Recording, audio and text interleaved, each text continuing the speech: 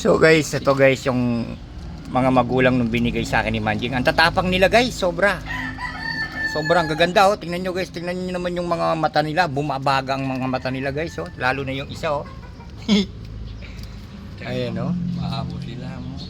Tingnan nyo guys, hindi sila, pag linagay mo sila rito guys, hindi sila ano, basta-basta lilipad. Ayan oh. Oh. Oh. Tingnan nyo guys, hindi siya, kahit lumayo ako guys, hindi yan naalis. Oh. Tingnan nyo naman oh. Oh. Kung nasa baba mo, paakyat din naman yung akyat yan ako. Oh, kapag nasa lupa siya guys, kanina nasa lupa pag gabot ko rito guys, pinaakyat ni Manjing, umakyat. Ayan guys, tingnan natin. Up!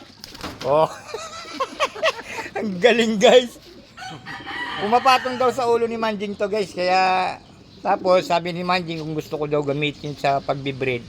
4 na taon na pala sa kanya to guys. Ngayon, itatry natin guys, magbe-breed tayo. Tapos bibili na lang natin ng YB yung mga anak nila guys. YB na ring. Kailangan sa club na yung gagamitin natin dito kasi magagandang klase. Bagay, pwede din naman yung UB. Kaso pag YB talaga, iba yung premyo, malaki. Ayan.